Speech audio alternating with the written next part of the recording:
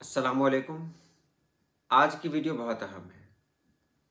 आज की वीडियो में मैं आपको बताने जा रहा हूं कि ये ज़ात बिरादरी क्या है।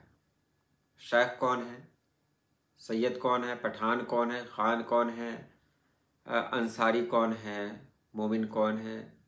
हमारे यहाँ बहुत सी ज़ात बिरादरियाँ हैं, मैं उनके बारे में बताऊँगा और बहुत कुछ अलग से भी बताऊँगा, क्योंकि मैंने कोई तैयारी नहीं की है कि मुझे क्या बताना है। जैसे जैसे जो बात जहन में आती जाएगी मैं आपके सामने रखता रहूँगा। हो सकता है कुछ अच्छी बातें, कुछ ख़ास बातें जहन में आ जाए, वो मैं आप लोगों के दरमियान रख दूँ। तो चलिए हम वीडियो शुरू करते हैं। पहले हम जानते हैं ये ज़ात बिरादरी है क्या चीज़।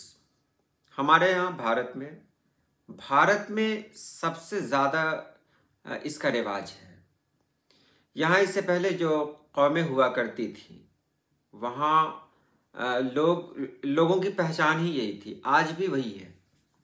अरब में देखें तो अरब में जो जैसे हमारे नबी अकरम सल्लल्लाहु अलैहि वसल्लम कुरैश ख़ानदान से ताल्लुक़ रखते हैं, तो ख़ानदान में अगर कोई बड़ा हो गया, कोई मशहूर हो गया, वो ज़ात की पहचान बनता था।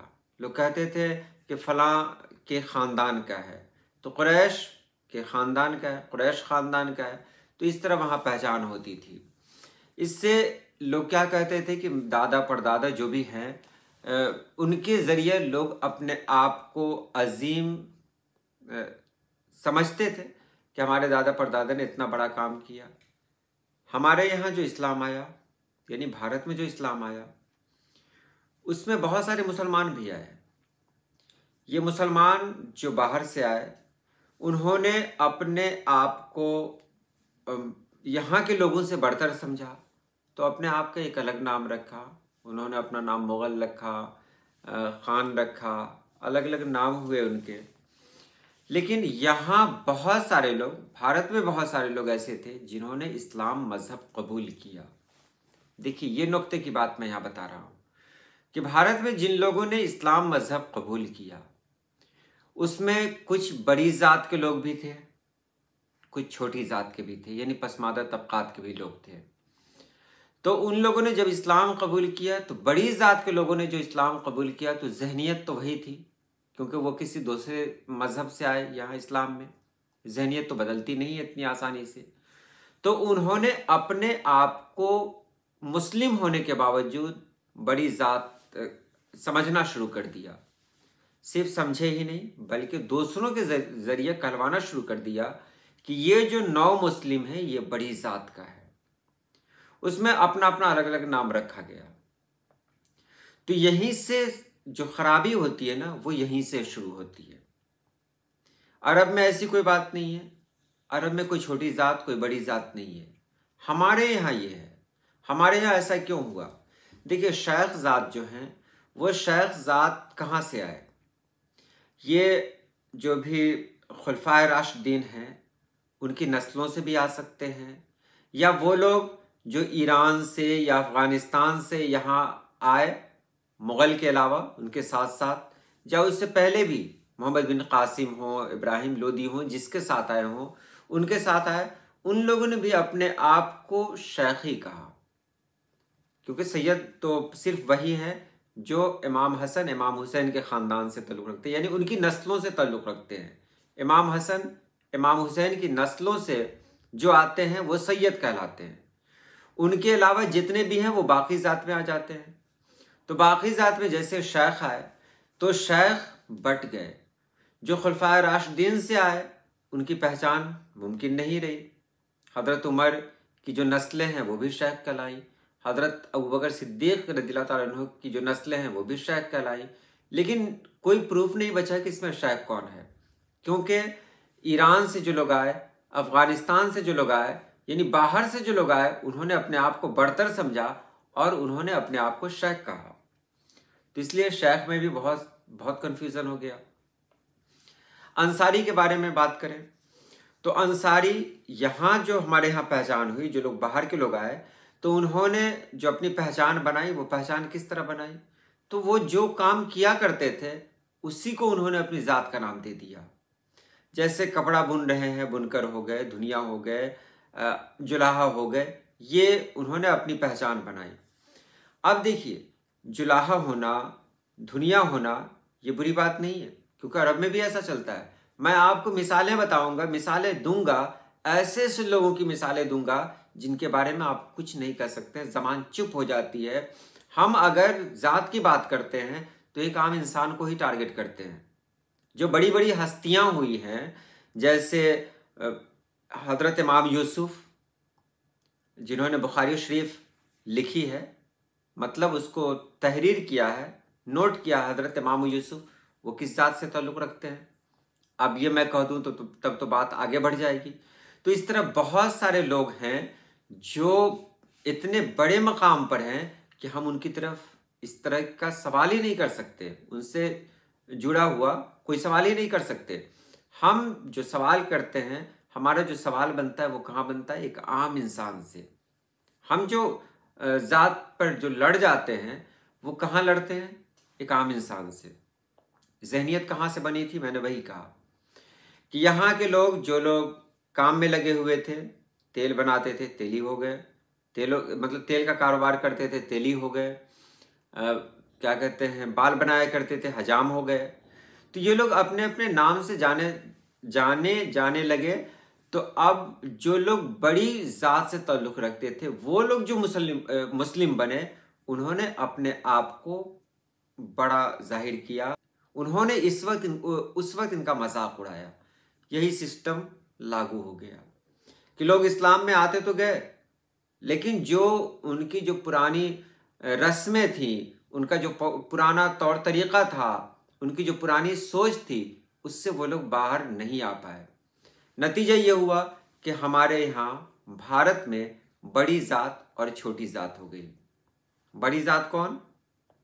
जो बड़ी ज़ात गैर मुस्लिम बनी, वो अपने आप को बड़ी ज़ात में अपने आप को शुमार करने लगे, और छोटी ज़ात वही जो अपने आप को छोटे कामों में मशगूल लगते थे, वो छोटी ज़ात। तो ये मुसलमानों के अंदर नहीं है, ये यहाँ के लोग, ख़ास तौर से हमारे भारत में ही देखने को मिलता है ये सब, बाहर कहीं नहीं। हो सकता है पाकिस्तान में हो सकता है बांग्लादेश में हो, लेकिन और कहीं नहीं, क्योंकि यहाँ की सोच ही ऐसी है। अब बताएं कि क्या इस्लाम में ऐसा कुछ है? एक साहब ने बहुत ये कहा कि नहीं, ऐसा होता है। नबी पाक सल्लल्लाहु अलैहि वसल्लम ने कहा कि ज़ात देखकर शादी करनी चाहिए। बिल्कुल, हमारे नबी अकरम सल्लल्लाहु अलैहि वसल्लम ने जो बात कह दी, उसके पीछे अगर रिसर्च किया जाए तब तो एक बहुत बड़ा राज खुलेगा। हमारे नबी की जो बात है वो ऐसी नहीं है। ज़ात क्यों देखी जाए? क्योंकि ये ज़रूरी है कि लड़की और लड़के में बराबरी का दर्जा हो, ताकि कोई आगे किसी को ताना ना दे। ये शादी बहुत ही नाजुक रिश्ता है, इसमें अगर कोई छोटा होता है, कोई बड़ा होता है, तो वो एक दूसरे को ताना देते हैं। इसलिए इस रिश्ते को मजबूत बनाने के लिए कहा जाता है कि अपनी बराबरी के लोगों से रिश्ता किया करो, ताकि कोई किसी को ताना ना दे। हो सकता है साला, साली, सास, ससुर, इनसे भी इस तरह की बात हो सकती है। तो वहां कहा गया कि आप रिश्ता जब देखें तो ज़ात का ख्याल रखें कि जिस ज़ात के आप हैं उसी ज़ात की लड़की को ढूंढें या उसी ज़ात के लड़के को ढूंढें, ताकि आगे आने वाले दौर में कोई किसी को ताना न दे सके। अब देखिए, यहाँ एक ख़ास बात मैं आपको बताने जा रहा हूँ, मैं यहाँ लिख कर लाया हूँ। हमारे यहाँ बहुत सारे लोग जो कपड़ा बुनने का काम करते थे, उन्होंने अपने आप को अंसारी कहलाना शुरू कर दिया। लोग उनको अंसारी कहने लगे। अब कुछ लोग ये भी कहते हैं कि ये अंसारी हैं जिन्होंने जो यहाँ रहते गए और उन्होंने अपना नाम अंसारी रख लिया और अपने आप को जोड़ लिया मदीना शरीफ से, यानी हज़रत अबू अय्यूब अंसारी रज़ियल्लाहु ताला अन्हु के ख़ानदान से, उनकी नस्ल से जोड़ लिया। हो सकता है उनकी नस्ल से जोड़ लिया हो, और ये भी हो सकता है कि सचमुच उन्हीं की नस्ल में से हो कोई। जिस तरह सभी शेख हज़रत उमर फ़ारूक या हज़रत अबू बकर सिद्दीक तक नहीं पहुँचते हैं, उनका सिलसिला नहीं पहुँचता है, उसी तरह मतलब हर अंसारी वहाँ नहीं पहुँच सकता है। तो बहुत सारे अंसारी हैं जिन्होंने ये नाम इसलिए रखा ताकि समाज में उनका मजाक न उड़ाया जाए। किसी भी ज़ात का मजाक उड़ाना बहुत बड़ा गुनाह है। और अपने आप को बड़ा समझना ये तो उससे भी बड़ा गुनाह है। नबी पाक सल्लल्लाहु अलैहि वसल्लम ने यह पैगाम सारी दुनिया को दिया था कि तुम में से कोई बड़ा नहीं है, न कोई अरबी अजमी पर फौकियत रखता है, न गोरा काले पर फौकियत रखता है। अगर तुम में कोई बड़ा है तो वो तकवा के लिहाज से बड़ा है। हाँ, हमारे यहाँ है, एक ही सफ में खड़े हो गए महमूद अयाज, ना कोई बंदा रहा ना कोई बंदा नवाज। हमारे यहाँ तो यही होता है कि अगर तकवा में कोई भी जात का शख्स बड़ा हो वो हमारा इमाम होगा। हम मुअज्जिन चुनते हैं, मुअज्जिन मुंतखब करते हैं, इमाम मुंतखब करते हैं, मुकर्रिर मुंतखब करते हैं। वहाँ किसी ज़ात को नहीं देखते, हम ये देखते हैं कि वो कितना मुत्तकी है, कितना परहेजगार है, मतलब कितना बड़ा आलिम है वो, ये देखते हैं हम लोग। तो ये कहा गया कि अगर कोई इंसान अपने आप को अंसारी कह रहा है, दो मकसद हो सकता है। पहला मकसद ये कि वाकई वो हज़रत अबू अय्यूब अंसारी रज़ियल्लाहु ताला अन्हु की नस्ल से हो। दूसरा मतलब ये भी हो सकता है कि उन्होंने, जो अंसारी है, उन्होंने अपना नाम रखा हो कि जो नाम उनका असल है वो कहने में अच्छा नहीं लगता है, लोग सही नहीं समझते हैं, तो उस गरज से उन्होंने ये नाम रख लिया। दोनों में सही है। तो वहां पर भी लोग अगर किसी को छोटा समझने लगे तो ये बहुत गलत है। अब मैं आपके सामने कुछ लोगों के नाम रख रहा हूं और आपको सुन के तज्जुब होगा कि इतने बड़े बड़े लोग हैं और यहाँ सवाल क्यों नहीं किया जाता। इमाम अबुल हसन मावर्दी, उनका ख़ानदानी पेशा अर्क़ गुलाब तैयार करके बेचना था, यानी गुलाब का पानी बनाने वाला। शम्सुल उलमा अब्दुल अजीज़ हलवानी, हलवानी लक़ब था, पेशा था हलवाई का, इसलिए अरबी कायदे से हलवानी कहलाए और नाम के बजाय इसी लक़ब से मशहूर है। इमाम अबू बकर खसाफ इमाम वक्त हैं और नाल साज यानी मोची थे ये। इमाम शमसुद्दीन ज़हबी, ये ज़ाती नाम के बजाय इमाम ज़हबी के उर्फ से मशहूर हैं। मुहद्दिस और मौरिख़ थे, पेशा था सुनार का। अबुल अब्बास अहमद क़साब, उर्फी से पता चल रहा है कि जानवर ज़िबह करते थे, यानी जानवर ज़िबह करते थे और गोश्त फ़रोख्त करते थे। ये अपने वक्त के बड़े शेख थे। अब इतने बड़े बड़े लोग हैं, इनके अलावा भी बहुत सारे लोग ऐसे हैं जिन पर हमें फ़ख्र है, हमारी कौम को फ़ख्र है, लेकिन ये जो चंद लोग हैं ना, ये अपने सियासी फ़ायदे की वजह से, सियासी मफाद की वजह से मुसलमानों को टुकड़ों में कर रहे हैं, टुकड़ों में मुसलमानों को तकसीम कर रहे हैं। ऐसे लोगों से बचना ज़रूरी है कि हम में कोई बड़ा कोई छोटा नहीं है।